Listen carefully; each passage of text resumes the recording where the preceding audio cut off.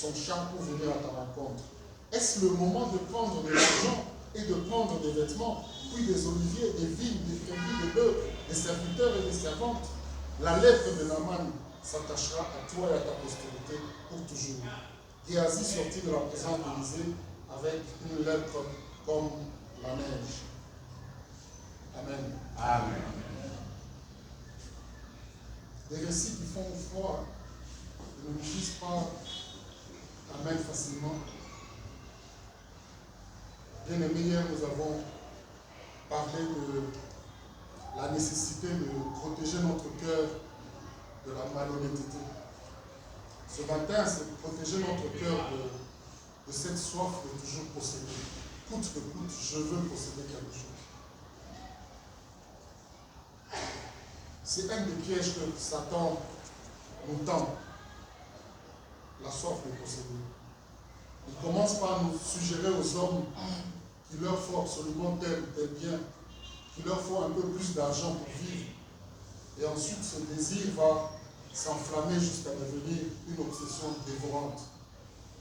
Au début, ça donne l'impression que j'ai juste besoin d'avoir ceci ou cela. Mais après, ça devient une obsession. Posséder coûte que coûte devient une possession.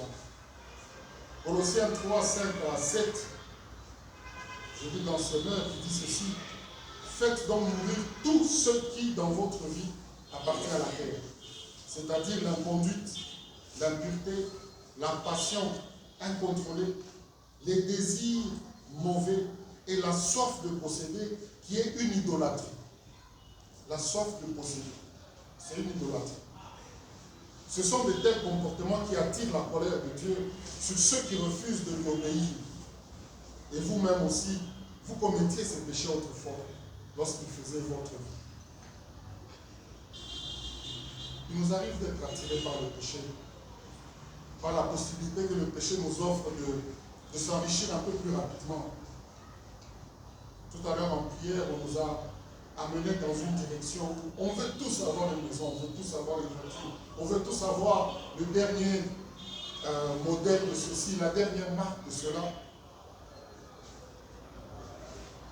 Mais cela peut nous entraîner très très loin de la présence de Dieu.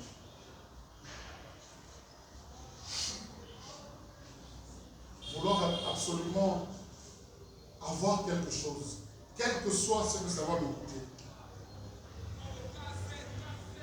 Nous devons retenir en nous que malgré l'aspect quelquefois attractif, le mal est mortel. Ça peut donner l'impression que c'est joli, mais ça reste mortel.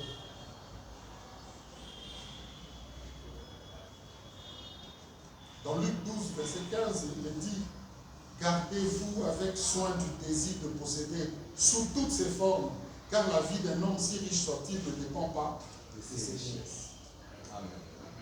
La vie d'un homme, ce n'est pas la richesse. Il y a quelques semaines, on a enterré une personne que je connaissais ici, un monsieur âgé, 84 ans je crois. Beaucoup d'argent. Il a eu le temps de préparer même sa mort. Il a acheté, là où on doit l'enterrer, 24 000 $. Le jour de l'enterrement, on l'enterre. Juste au cimetière, ça coûtait 56 000 $. Il avait déjà tout payé à l'avance. Et c'est ce jour-là que tu te rends compte que toute la richesse qu'il avait, il a tout laissé. Même mon véhicule, je l'ai acheté chez lui. Il a tout laissé. À son âge, il pouvait encore, à 80 ans, acheter une belle voiture neuve, 0 km. Il en avait autant. Il a vu sa mort venir, il s'est préparé. Il a laissé un testament, il a payé ce qu'il fallait, il a dit si je meurs, même les habits qu'il devait porter, même les cercueils, tout il a préparé. La vie d'un homme ne dépend pas de ses temps. Si lui a eu l'occasion de dire je me prépare, je suis en train de partir, Ananias n'a pas eu le temps. Saphira n'a pas eu le temps. Est-ce que toi tu auras le temps de te préparer? Est-ce que j'aurai le temps? Nous devons apprendre à faire le choix d'un certain des choix qui sont basés sur ce qui nous attire, ce qui nous plaît à court terme. Des choix qui nous permettent même d'éviter les mauvaises fréquentations, les mauvais milieux, qui peuvent influencer nos cœurs dans la convoitise. Il y a des milieux, quand vous les fréquentez, vous allez vous habiller comme eux. Vous allez parler comme eux. Vous allez apparaître comme eux. Dans mon milieu de travail, surtout à Kinshasa, le jour qu'il y a des réunions, c'est comme une concurrence de nouvelles voitures. Toutes les personnalités veulent venir avec la dernière série 2. Et puis il va t'expliquer que ce n'est pas la même chose que pour l'autre. Lui, il a commandé une option spéciale dès l'usine.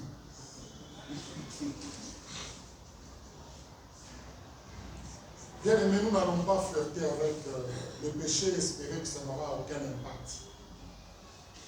C'est la mort. Et Ananias est vraiment cet exemple fort dans la soif de posséder. Il est prêt à mentir pour garder un peu d'argent, pour paraître une bonne personne. Nous l'avons dit hier. Il est prêt à vouloir faire comme les autres, comme ça, il reçoit les éloges, les considérations des autres, mais en réalité, sa vie n'est pas comme ça. Merci à mon frère qui nous a conduits pour que nous ne soyons pas apparents, que nous soyons vrais. Amen. Ananias savait que l'intégrité, tout le monde l'a fait, tout le monde la considère. Si quelqu'un dit de toi que tu es intègre, tu te sens bien. Et il savait ça. Et il voulait qu'on dise de lui qu'il était intègre. Mais il n'en avait pas les comportements. Il était totalement loin. Et je l'ai dit hier, ça fait mal si on dit à tes enfants que tu n'étais pas intègre, que tu étais apparent, que toute la richesse là c'était la fraude, c'était le vol, c'était des faux calculs comme Alfred Cohen le dit. À côté de Géasi qui n'a pas eu le temps de se ressaisir, le deuxième passage qu'on a vu, à côté d'Ananias, j'avais dit, le deuxième c'est Géasi. Un serviteur qu'on appelle même homme de Dieu. Les cupides des menteurs, homme de Dieu. Quand il voit Élisée refuser le cadeau de Naaman, il dit, l'Éternel est vivant. Aujourd'hui, on peut traduire, je ne sais pas par là, je ne peux pas les laisser passer. C'est une chance à ne pas laisser passer. Ça n'arrive pas deux fois qu'un général vienne voir et puis il vous donne un cadeau, vous refusez. Non, non, non. Et il dit, je vais courir, pas marcher, courir pour le rattraper, récupérer les habits. Les habits.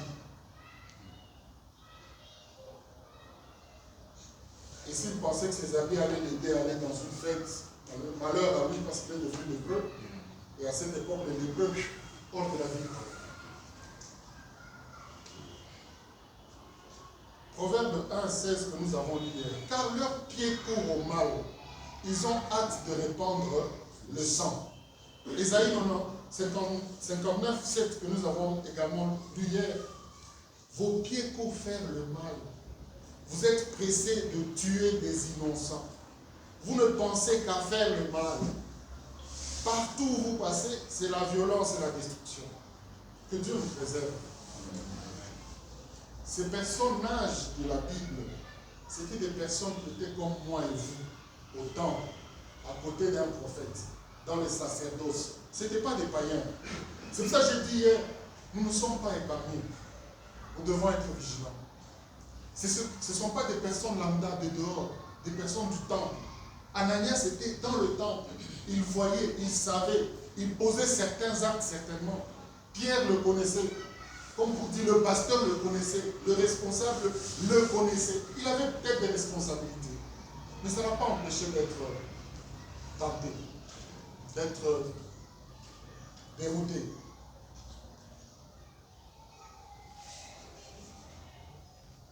Et quand on veut tellement posséder, coûte que coûte, le mensonge n'est pas loin de notre bouche. Et Géasi va dire, Élisée m'a envoyé. Élisée t'a envoyé moi. Va voler toi-même. Tu mets le nom de ton pasteur. Tu mets le nom de ton chef. Il m'a envoyé. Il ne t'a pas envoyé. Va voler toi-même. Parce que là, j'imagine, le général va dire, les hommes de Dieu aujourd'hui, j'étais là, je lui ai donné. Il a refusé. Je pars, il commence maintenant à envoyer quelqu'un. Et il devait lui donner un talent. Il dit, je te donne même 2.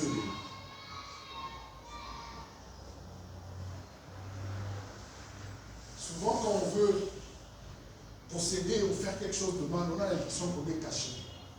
Donc Géasi pense que quand il a récupéré, il a chassé les gens, personne ne l'a vu. Il est allé cacher les histoires dans la maison, personne ne l'a vu. Il est rentré devant la présence de l'apôtre, il pense que personne ne l'a vu. Proverbe 4, 24 dit ceci, écarte de ta bouche la fausseté. Éloigne de tes lèvres des détours.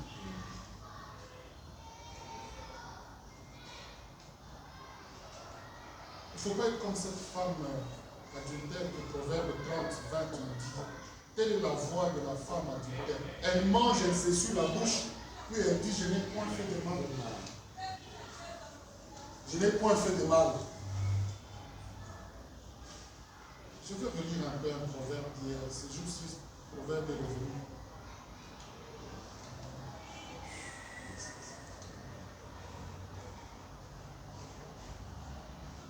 Proverbe 4. Proverbe 16, 2 à 3. L'être humain croit toujours qu'il agit bien, mais le Seigneur juge le cœur. Confie au Seigneur ce que tu fais et tes projets réussiront. On a l'impression que ce qu'on fait, c'est bien. Demain, peut-être qu'on va parler sur nous-mêmes. Ça va se protéger notre cœur contre nous-mêmes. On se dit en sorte que je fais bien. On se console que ce que je suis en train de faire, c'est bien. Mais c'est le Seigneur qui juge mon cœur.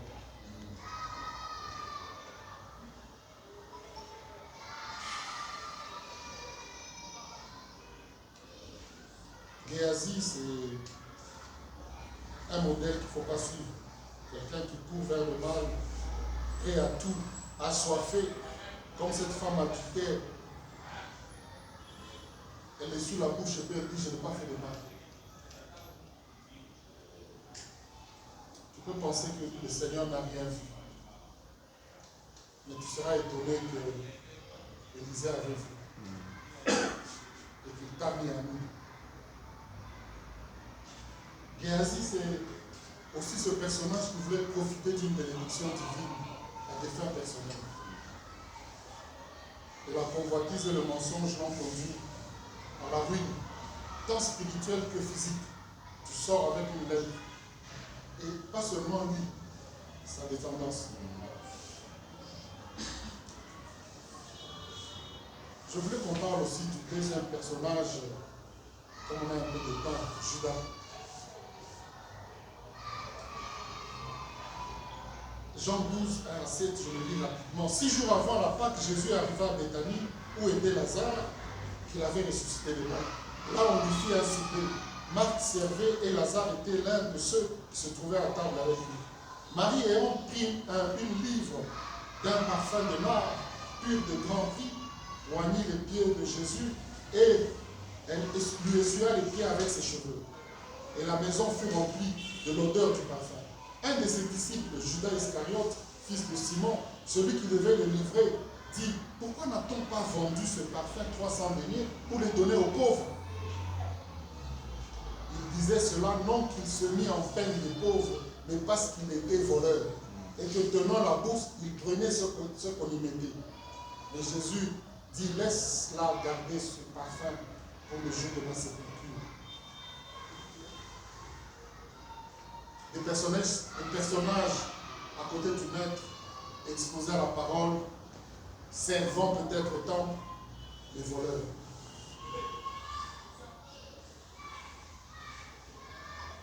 Des personnages qui pouvaient avoir des avenirs prometteurs passés à côté.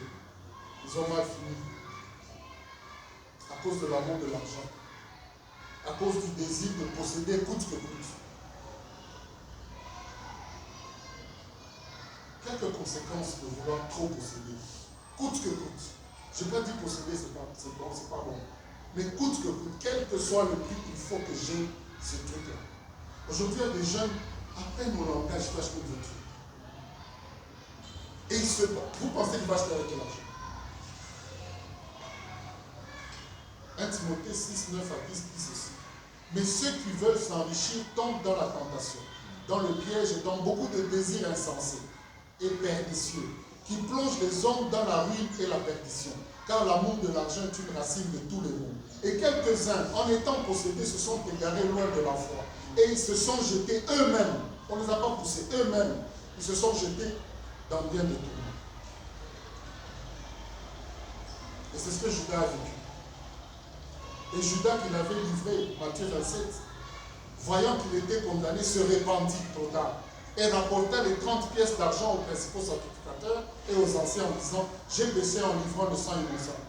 Il répondit, que nous importe? Cela te regarde? Judas jeta les pièces d'argent dans le temple, se retira et alla se pendre. Lui qui avait tellement envie d'avoir cet argent, finalement il s'est pendu. Il n'en a pas bénéficié. Proverbe 10, verset 2 dit que bien gagner malhonnêtement ne profite jamais. Mais une conduite honnête délivre de la mort. Amen.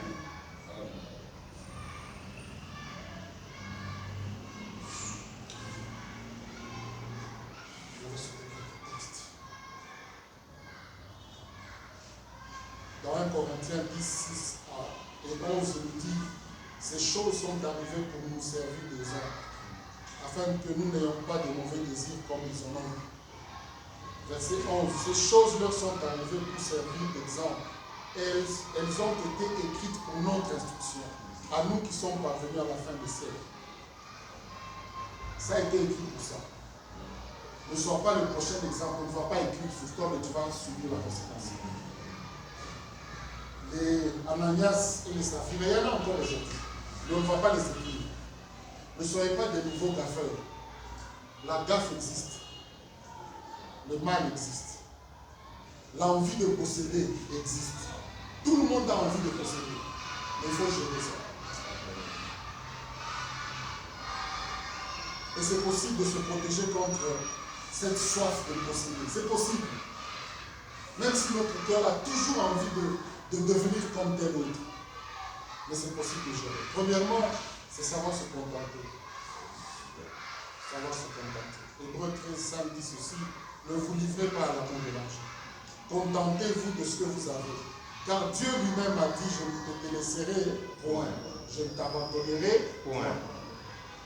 Le contentement, ce n'est pas le renoncement, c'est accepter ce que j'ai maintenant. J'espère obtenir un peu plus demain. C'est légitime. Il y a à peu près 25 ans, j'étais à Kim, chez mon frère. Un samedi, je rentre. Il y avait un carré de pelouse. Et je trouve une série de chaussures, plus de 300. Et moi, à cette époque, j'ai une seule paire de chaussures et une babouche. C'était des chaussures de dame. Je me dis, souvent c'est à vendre. Et ma belle-sœur, la petite sœur de la belle-sœur, et elle vient, je dis, mais qui vend les chaussures? Il dit, non, c'est pas à vendre, c'est pour moi. Je regarde, il y en a 300 et quelques. Comment tu peux te retrouver 300 paires de chaussures toi-même? Quand elle explique, tu comprends. Ballerine, perpète, talons, jaune, vert, rouge. Et là, moi j'en avais une seule paire. Et quand tu en as une seule, tu ne choisis pas n'importe laquelle. Il faut choisir celle qui marche dans l'eau, dans le feu, partout. Parce que c'est la seule. Tout terrain. Elle doit être tout terrain. 4x4. Donc c'est possible d'essayer de se contenter. Aujourd'hui, il y a des gens qui ont des garde-robes qui dépassent 50 000 balles. Parce que chaque fois qu'ils voient, ils achètent. Un jour, je vois un avocat ici, il vient du Brésil. Il a une cinquantaine de chemises façonnables. C'est un budget, ça. Deuxième chose pour se battre contre, se préserver contre la soif de posséder, ne pas accumuler de trésors sur cette terre. Matthieu 6, 19, 21 nous dit, ne vous amassez pas de trésors sur la terre, mais amassez-vous des trésors dans le ciel. Car là où est ton trésor, là aussi sera ton cœur. Amen. Le pasteur l'a dit une fois ici. Un monsieur est content d'avoir acheté beaucoup de maisons. Il lui pose la question, toi aussi une maison là-bas aussi? Non. Tu te casses la tête pour acheter des maisons. Regardez devant nous. Il y avait des maisons. Oui. J'en connais quelques-uns qui habitent ici. Parce que j'étudiais à côté. Aujourd'hui, c'est où? On a tout rasé. Donc les efforts que tu as fournis pour avoir la maison. Un monsieur vient, il achète ça, il rase tout. Tu étais prêt à te battre pour cette maison. Tu étais prêt à voler pour cette maison. Mais quelqu'un va l'acheter de race. Il construit quelque chose d'autre. Dans 50, 100 ans, personne ne sera vivant. Les maisons pour lesquelles nous nous battons, nous sommes prêts à combiner tricherie, fausse facture pour que ma maison, mon chantier continue. Tu ne seras pas là dans 10, 15 ans, 20 ans peut-être. 50 ans, tout le monde est parti.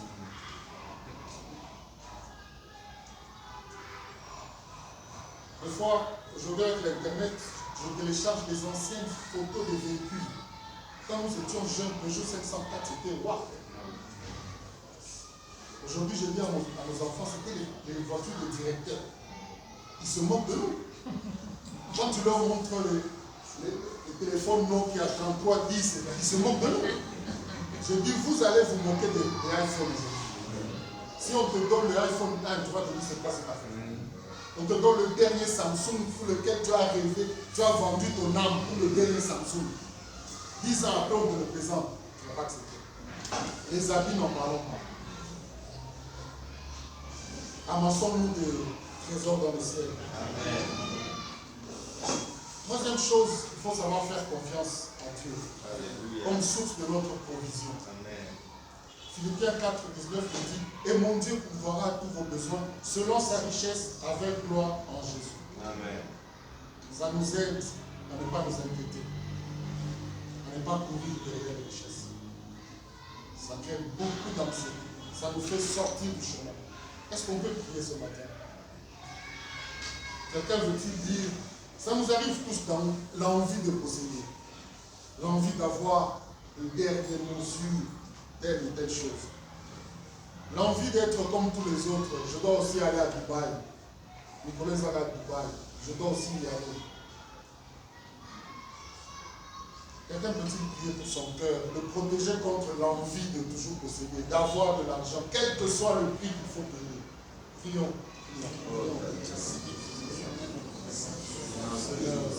Seigneur, tu nous